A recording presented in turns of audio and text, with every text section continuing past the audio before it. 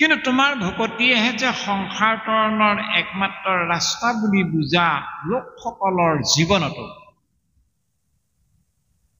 অৱস্থা কেইটামান দেখা পোৱা গৈছে। কি অৱস্থা দেখা গৈছে? তোমাৰ ভকতিয়ে সঁচা বুলি বুজি পোৱাৰ পিছত বাকীবোৰক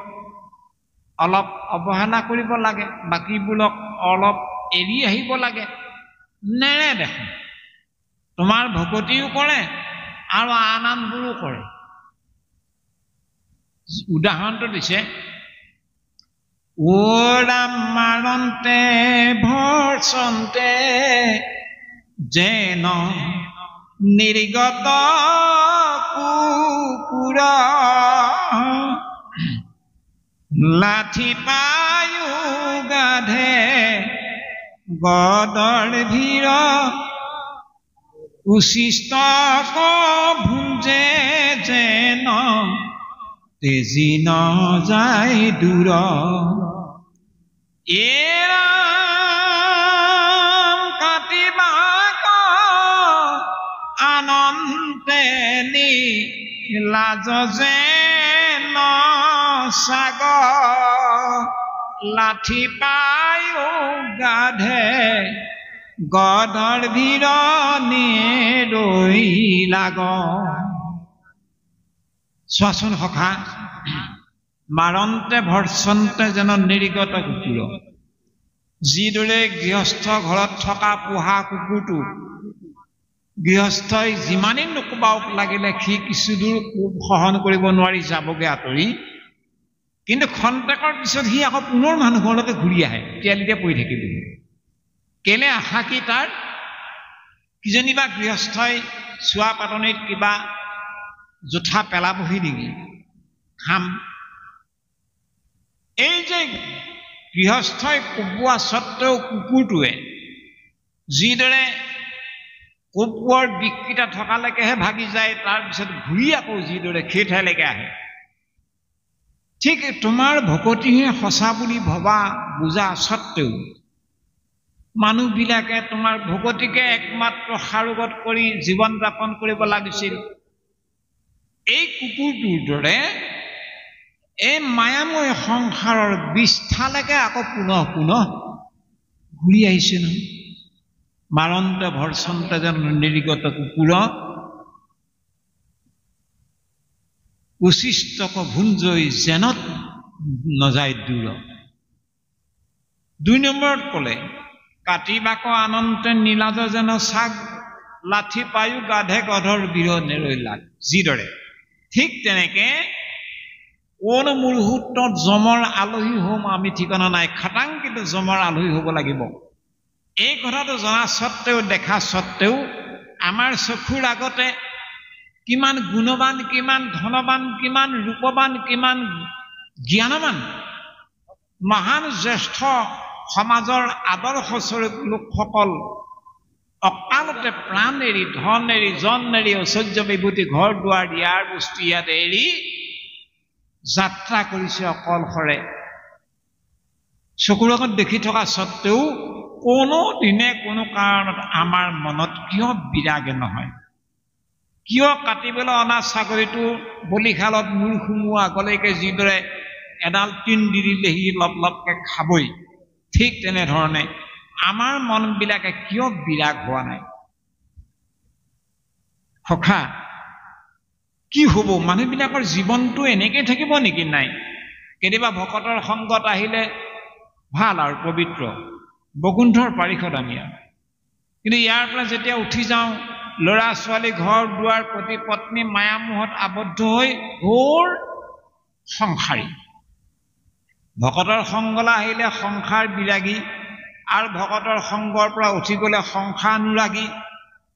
এইটোৱে মানুহৰ জীৱন হৈ থাকিব নেকি? গতি এনেকৈ পাব নেকি? এই বুলি উদ্ধৱে প্ৰশ্ন কৰিলে সমস্তজন মানৱৰ হৈ। সমস্যাটো আমাৰ সমস্যাজন মানৱৰ, কিন্তু ওকালতি মহামহন্ত উদ্ধৱে এই সমস্যাটো দূৰীকৰণৰ উপায় বিচাৰিছে সকলো মানুহৰ হৈ ভগৱান কৃষ্ণৰ আগত। তেতিয়া এই সমস্যাটো দূৰীকৰণৰ কাৰণে একমাত্ৰ মহান মহান ঔষধ এভাগ ভগৱান কৃষ্ণই উদ্ধৱক নিমিত্ত কৰি সমস্ত জগতৰ কাৰণে প্ৰকাশ কৰিছে মন কৰিব লগা কি বুলি ক'লে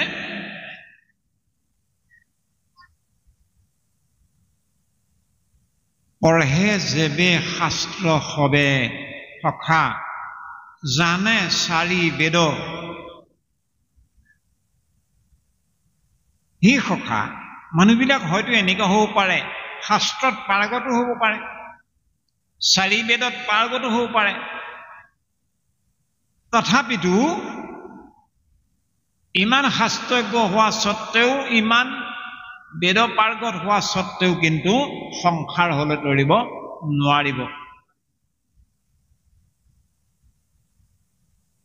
এইবিলাকৰ জৰিয়তে মানুহে সংসাৰ ছেদ কৰিব নোৱাৰিব যি পৰ্যন্ত ভকতৰ সংগ মানুহে লাভ কৰিব নোৱাৰিব সন্তৰ সংগ লাভ নহব সাধুৰ সংগ লাভ নহব ভকতৰ সংগ লাভ নহব সেই পৰ্যন্ত মানুহৰ মন কিন্তু চাৰি বেদ পাৰগত হলেও নহব সকলো শাস্ত্ৰ জ্ঞান থাকিলেও নহব যি পৰ্যন্ত মানুহে ভকতৰ সংগ লাভ নকৰিব সখা মন অতীব দুৰ্জয় মন অতীব দুৰ্দান্ত এই দুৰ্দান্ত দুৰ্জয় মনক জয় কৰাৰ একমাত্ৰ এটাই উপায় আছে সেইটো হল ভকতৰ সংগ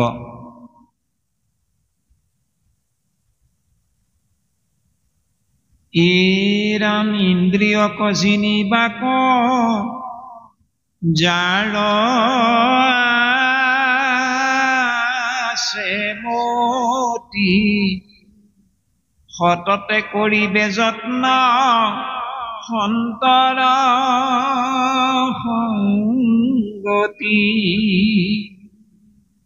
মনক যদি আমি জয় কৰিব বিচাৰো হেনো তেতিয়াহ'লে আমাৰ সতত এটাই যত্ন থাকিব লাগিব ভকতৰ সংগ সন্তৰ সংগ এই সৎসংগত মানুহ কেনেকে পৰিৱৰ্তন হৈ যাব পাৰে এই সম্পৰ্কত তুলসীদাস শ্ৰী ৰামায়ণ গ্ৰন্থভাগত এটা বৰ সুন্দৰ উদাহৰণ দিছে কি বুলি কৈছে তাত সাথ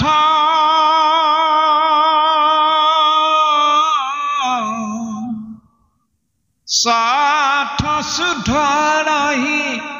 সাথ সুধৰহি সত সংগতি পাই পাৰস পৰচি কুধাতু সুহাই পাৰস মানে পৰশমণি নাম পাৰস পাৰস বুলি কৈছে অৰ্থাৎ পৰশমণি পৰশমণি যদি এটুকুৰা লো লগাই দিয়া যায় যিদৰে এডোখৰ চুম্বকত লো লগাই দিলে লোডোখই চুম্বকীয় শক্তি লাভ কৰে ঠিক পৰশমণিৰ প্ৰভাৱত লোহাও সোণ বৰণীয়া হৈ যায় লোহা সোণ হ'ব নোৱাৰে ঢেৰটো সোণ হ'লহেঁতেন কিন্তু তাৰ এটা কালাৰটো এনেকুৱা হৈ যাব ৰংটো এনেকুৱা হৈ যাব তাৰ কোলা ৰং নাথাকে একদম সোণালী ৰং হৈ যাব সেই কথাটো কৈছে পৰশমণিৰ ইমান প্ৰভাৱ গতিকে যিদৰে পৰশমণিৰ প্ৰভাৱত লো সোণ বৰণীয়া হৈ যায় ঠিক তেনেধৰণে সৎ মানে হ'ল আমাৰ যে গুৰুজনে কৈছে নহয় দাম্ভিক সৎ নকৰিবা হাইটো তত্ত্ব সদা উপদেশ দিবা বৈষ্ণৱ জনত অৰ্থাৎ সৎ মানে হ'ল বেয়া দাম্ভিক অহংকাৰী চালাকি এই দাম্ভিক মানুহজন হোৱা সত্ত্বেও সৎ হোৱা সত্ত্বেও এই সৎ মানুহবিলাক সৎ হৈ যাব তেতিয়াহে যেতিয়া সৎসংগ পাব ভকতৰ সংগ পাব সৎ শুদ্ধ ৰহি সৎসংগতি পাই যিদৰে পাৰস পৰচি কুধাতু সুহাই যিদৰে পৰশমণিৰ প্ৰভাৱত সোণো লো সোণ বৰণীয়া হৈ যায় ঠিক তেনেধৰণে আপোনা সব ভকত বৈষ্ণৱৰ সংগইহে একমাত্ৰ পৰশমণিয়ে লোহা সোণৰ নিচিনা কৰাৰ দৰে আমাৰ হেন অসৎ মানুহবিলাকক সৎ কৰাৰ একমাত্ৰ উপায়টো হ'ল এই কলিযুগত আমি যদিও বা কলিযুগৰ অলপমতি অলপায়ু মানুহ তথাপিতো আমি পৰম সৌভাগ্যৱান মানুহ কেলে ও ৰাম ভাৰতত নৰদেহা পাজি তুজন সদগুৰু লয়া কৰে হৰি আৰাধন ভকতৰ সংগে কৰে শ্ৰৱণ কীৰ্তন তাত পৰে ভাগৱন্ত নায়ান জন ভাৰতত জন্ম ভাৰতত নৰদেহা পাই যিটো জন্ম আমাৰ জন্ম ভাৰতবৰ্ষত আমি জন্ম পালো এই কাৰণে আমি ধন্যবাদৰ পাত্ৰ হলোৱেই ধন্য ধন্য কলিকাল ধন্য নৰতনুভাল ধন্য ধন্য ভাৰত বৰিষে এনেহেন ধন্যবাদৰ পাত্ৰ পুণ্যভূমি ভাৰতবৰ্ষত আমি জন্ম পালো আমাৰ জন্মসূত্ৰে আমি পৰম সৌভাগ্যৱান তাতে আকৌ ভাৰতৰ কুপ্ৰান্তত আমি এজন সদগুৰু সৰ্বগুণাকৰ সদগুৰু লগ পালো সেইজন সদগুৰু আৰ্হিত বোলে এই ভাগ গছাবন্তী কাৰ কৃপালু গুৰুজনৰ বোলে এই ভাগ আসন বোলে এই আদৰ্শটো এই ভাগৱত বোলে এই ভাগ নামঘৰ কাৰ কৃপালু গুৰুজনৰ শংকৰৰ আৰ্হি বোলে এই ভাওনা কোনে শংকৰে এই ৰাস কোনে শংকৰে এই গীত কোনে শংকৰে এই আচাৰ নীতি এই যে আই বাপ সমস্তজন একেখন মজিয়াতে একেলগে মিলাপ্ৰীতিয়ে বহাৰ যিটো পৰিৱেশ সেইটো কোনে দিলে শংকৰে দিলে কৰ সংস্কৃতি এইটো শংকৰে দিয়াটো বোলে বকুণ্ঠৰ সংস্কৃতি কি বকুণ্ঠৰ সংস্কৃতি বকুণ্ঠটো এনেকুৱাই সেই বকুণ্ঠৰ আৰ্হিৰে আই বাপ সমস্ত আজি ইয়াত বিৰাজমান হোৱাৰ সুবিধাকণ কৃপালু গুৰুজনে দি থৈ গ'ল কাৰণে আমি বহিব পাৰিছো এনেকে সেই বকুণ্ঠৰ নিচিনাকে ইয়াত মানে ব্যৱস্থা কৰি দি থৈ গ'ল কাৰণে এভাগকো আজি পৰিমিত আমি ক'বলৈ বাধ্য হৈছো দ্বিতীয় বকুণ্ঠ বুলি এভাগক দ্বিতীয় বকুণ্ঠ বুলি কয় নহয় এনেই দ্বিতীয় বকুণ্ঠ বুলি ক'ব নোৱাৰে সেই বকুণ্ঠৰ লগত সম্পৰ্ক থাকিব লাগিব সেইকাৰণে এভাগক দ্বিতীয় বকুণ্ঠ বোলা হয় যাই নহওক এইখিনি বিষয়ত এটা বেলেগ ধৰণৰ কথা আহি পৰে তো যাই নহওক এনেকুৱা ধৰণৰ ভকতৰ সংগে কৰে শ্ৰৱণ কীৰ্তন তাত পৰে ভাগ্যৱন্ত নাই নাই আনজন এইবুলি আমাক ভাগৱত শাস্ত্ৰই ক'লে যে কলিযুগত ভাৰতবৰ্ষত জন্ম লোৱা বৰ সৌভাগ্যৱান কথা তাতকৈ ডাঙৰ সৌভাগ্যৱান এজন সদগুৰু গুণাকৰ সদগুৰু লাভ কৰাটো আমি পালো কৃপালু গুৰুজনক তাতকৈ ডাঙৰ সৌভাগ্য ভকতৰ সংগ পালো ভকতৰ সংগ পিছত আৰু কিবা আছে নাই এইফালে নাই আৰু ভকতৰ সংগ শেষ নেকি ভকতে শেষ ৱাহ কোনে কৈছে এইবোৰ কথা এই কৃষ্ণ কৈছে আকৌ কি কি বুলি কৈছে মোৰ উদৰত আছে ব্ৰহ্মাণ্ড যতে কওক ভকতৰ ধূলা পৰি পবিত্ৰ ততে কওক আৰু কিবা কৈছে জানো এই বিষয়ে কৈছে দিনাখন দেহটো তীৰ্থটো কৰি ভকতকে বৰ ভকতক ভজিলে গুচা কৰ্ম জ্বৰ তেতিয়া তপ জপ জাক জগ এইবোৰ কৰি মিছা শ্ৰাদ্ধ পিণ্ড বেলেগে বোলে এইবোৰ মিছা ভকতক ভজা এইটোৱে সঁচা ভকতক ভজিলে গুচে কৰ্ম জ্বৰ গতিকে এই ভকতৰ সংগে কৰে শ্ৰৱণ কীৰ্তন তাত পৰে ভাগ্যৱন্ত নাই আনজন আমাৰ এইটো হ'ল ভকতৰ সংগ যে আমি পালো আপোনাৰ খবৰ সংগ এয়া হ'ল আমাৰ পৰম সৌভাগ্য সেইকাৰণে মহাপুৰুষ মাধৱ গুৰুজনাই কি বুলি কৈছে ও ৰাম কৃপাৰ সাগৰ দৈৱ নন্দন পুৰীও মনৰ কাম ভকতৰ সংগ সদানো বুচুক মুখেতো আগুণ নাম ৰাম ভকতৰ সংগ সদানো বুচুক মুখেতো আগুণ নাম আমাৰ মহাপুৰুষৰ আৰ্হিয়ে আমাক কি শিকালে বোলে দেৱতো তীৰ্থটো কৰি ভকতকে বৰ বা ভকতক ভজিলে বছ গুছে কৰ্মজৰ তেতিয়াহ'লে ভকত দেৱতকৈ ডাঙৰ নেকি দেৱতকৈ ডাঙৰ মানে আপোনাৰ সবত ভগৱন্ততকৈ আপোনাৰ সব ডাঙৰ নি কথা কৈছে আগে ভৈলা নাম মই ভৈৰো পাছে এতেকে বেদ শাস্ত্ৰ নামে বান্ধাই আছে আগে ভৈলাম নাম সখী সখা উঠক মোতকৈ ডাঙৰ এজনা আছে নহয় বোলে কিনো সখা নাম আকৌ মই বুজা নাই কথা অৰ্থাৎ ভকত নাম মানে ভকত ভকত মানে নাম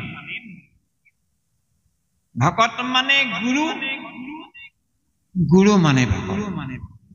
ভকত মানে দেও দেউ বিচাৰি পাম ভকত পাম দেউ মানে ভকত দেউ মানে ভকত মানে নাম অৰ্থাৎ ঈশ্বৰ ভাগিয়া যেবে নামত আশ্ৰয় নাম ভাগিয়া যেবে গুৰুতৰ হয় গুৰু দেউ নাম ৰূপহীন স্বৰূপত এই তিনি প্ৰকাশ হোৱাই ভকত যিহেতু ভকত হব নভাগে সমূলি এতেকে কেৱল নাম ভকতকে বুলি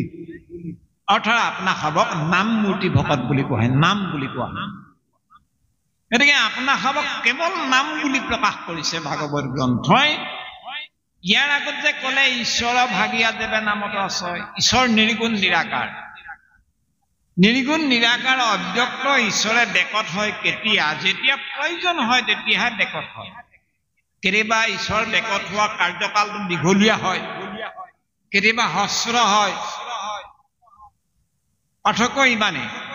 কিন্তু হস্ৰই হওক বা হস্ৰকাল হলেতো এই দেখা দিলে কাম এদায় হল গুচি গল প্ৰহ্লাদক হিৰণ্যকশিপুক সুধিলে তোৰ ঈশ্বৰ এই স্তম্ভটোত আছে নেকি বোলে আছে কথাই কাম ভকতৰ বাক্য ৰাখিবই লাগিব গতিকে ভগৱান বিৰাজমান হল স্তম্ভটোতে খুন্দা এটা মাৰি দিলে দুৰ্যয় দ্বাৰে আৰে ভকতে আছে বুলি ক'লে কাৰণে ভগৱান উপায় নাই ভগৱন্ত ওলাই আহিবলৈ বাধ্য হল ওলাই আহিল নহয় আৰে এনেকুৱাতো ভগৱানক দেখা নাই আধা মানুহ আধা সিংহ সেইটো কাম আকৌ ব্ৰহ্মাক হিৰণ্যকশিপুৱে কৰিছিলে পিতা তোমাৰ সৃষ্টিত আছে যত প্ৰাণী কোনো প্ৰাণীৰ হাতত যাতে মোৰ মৃত্যু নহওক বোলা তথাস্তু এতিয়া ব্ৰহ্মাই পশু পক্ষী কীট পতংগ মানৱ দানৱ গন্ধৰ্ব কিন্ন সকলো ব্ৰহ্মাৰ ইচ্ছা স্বজন হৈছে কিন্তু ব্ৰহ্মাৰ ইচ্ছাত এই আধা মানুহ আধা সিংহ স্বজন হোৱা নাছিলে নহয় বোলা কালৰো কাল হৰিণাই চলেকে বাঘৰ কাল এতিয়া মহাকাল ভগৱান কৃষ্ণ কি কৰিলে এই যে ব্ৰহ্মাই যেতিয়া তাবিজ এটা দি দিছে হিৰণ্যকশিপুক যে ব্ৰহ্মাই স্বজন কৰা কোনো প্ৰাণীৰ হাতত হিৰণ্যকশিপু নমৰিব ব্ৰহ্মাৰ এইটো অভেদ্য কবচ এই অভেদ্য কবচক ভেদ কৰাৰ কামটো কোনো দেৱতাই কৰিব নোৱাৰে কেৱল এজন দেৱতাইহে কৰিব পাৰিলে সেইজন হল কৃষ্ণদেৱ কৃষ্ণ দেৱতাই এই তাবিজটো ফুৰুৱাই দিলে যে আধা মানুহ আধা মানে সিংহ এইটোতো ব্ৰহ্মাই কেতিয়াও এনেকুৱা প্ৰাণী বনোৱা নাই ভগৱানটো সেইটো কাম কৰি দিলে আবিৰ্ভাৱ হল আধা মানুহ আধা সিংহ হিৰণ্যকশিপুৰৰ লগত সংগ্ৰাম হল হিৰণ্যকশিপুৰক মাৰিলে আৰু প্ৰহ্লাদৰ স্তুতিতহে প্ৰসন্ন হৈ হিৰণ্যকশিপুৱে নৰসিংহ ভগৱন্তই প্ৰহ্লাদক ৰাজ অভিষেক কৰিলে আৰু স্বস্থানে গমন বসুমতী পাতালত ডুবি গ'ল, ভগৱন্তই মানে বৰাহ ৰূপ ধাৰণ কৰি উদ্ধাৰ কৰি আনোতে হিৰণ্যাক্ষক নিধন কৰি বসুমতীক আধাৰ শক্তিত স্থাপন কৰি তেওঁ স্বস্থানে গমন কৰিলে। এয়া হ'ল সহস্ৰক্ষণ, অৰ্থাৎ অলপ সময়ৰ কাৰণে ভগৱন্ত আবিৰ্ভাৱ। আৰু কেতিয়াবা কেতিয়াবা নিৰ্গুণ নিৰাকাৰ ব্ৰহ্ম সগুণ সাকাৰ দীৰ্ঘ লীলা বা ক্ৰিয়া, যেনেকে ৰামৰূপে আবিৰ্ভাৱ হ'ল। কৰিলাহা ৰাজ্য ১০,০০০ বছৰ লগে স্বৰ্গে নীলাসৱে অযোধ্যা নগৰ। ৰামৰূপে আবিৰ্ভাৱ হৈ ১০,০০০ বছৰ ৰাজ্য শাসনেই কৰিছিল। তেতিয়াহ'লে ৰামৰ অৱতাৰ জন্ম দিনাৰ পৰা প্ৰয়াণ হোৱালৈকে এই সময়ছোৱা কিমান দীঘলীয়া, এই ধৰণে কেতিয়াবা দীঘলীয়া। কৃষ্ণৰূপে আবিৰ্ভাৱ হ'ল ১২৫ বছৰ। গতিকে এই যে ভগৱন্ত বস্তু বেকত, সেই ভগৱন্ত বস্তুৰ যি নাম, সেই নামতে ভগৱন্ত বস্তু বকুণ্ঠলা সত্বেও ঈশ্বৰ ভাগিয়া যেবে নামত আশ্ৰয়। ঈশ্বৰ যায়গৈ, কিন্তু ঈশ্বৰ শক্তি থৈ যায় ঈশ্বৰে নামত। কেলে নামত থৈ যায়? নাম ঈশ্বৰতকৈ মহান। ঈশ্বৰে ভাগিয়া দেৱে নামতো আশ্ৰয়, ঈশ্বৰৰ আকাৰ সম্বৰণ কৰি বকুণ্ঠলৈ গুচি যায় প্ৰত্যেক মুহূৰ্ততে কাম শেষ হলে, আৰু তেওঁৰ যথা সৰ্বস্ব শক্তি নামত অৰ্পণ কৰি থৈ যায়। এতিয়া নাম ক'ত পাম? জৈত তৈত নথাকৈ হৰি নামৰ ৰত্ন, মহন্ত দোকানী ৰাখে কৰিয়াতি যত্ন। মহন্ত সাধুগন্ত মহা মহা ভক্তগণহে নাম ধৰি ৰাখে।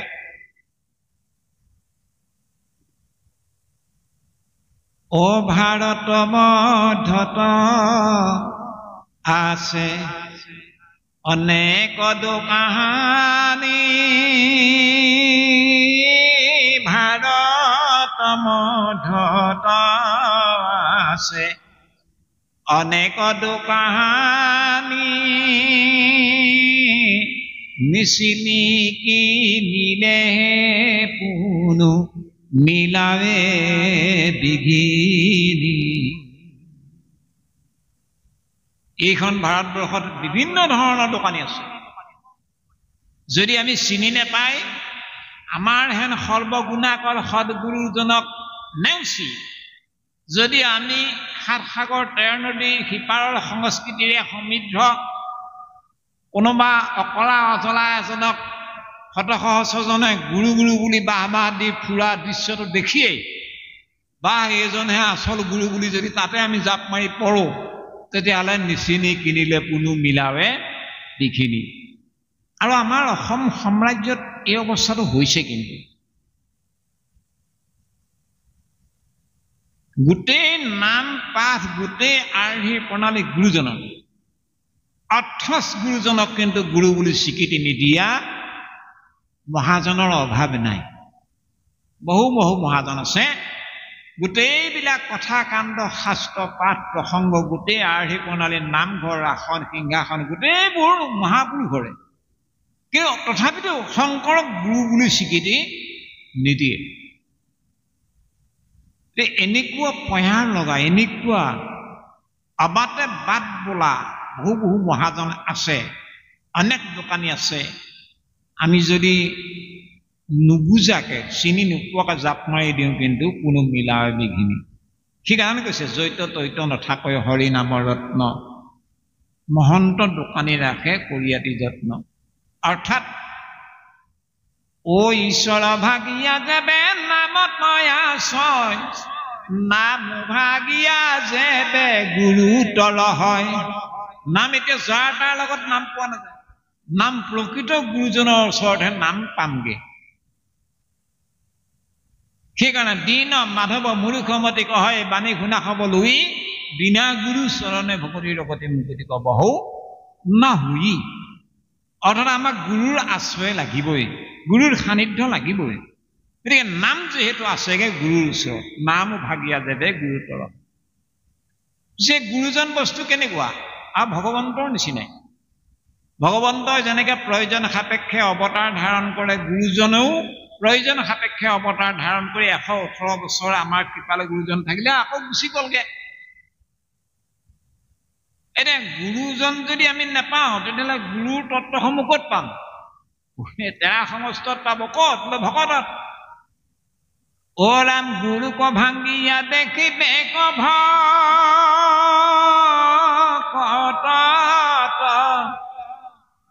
ইহাংকে ক্ষেত্ৰীতি বুলি কহিল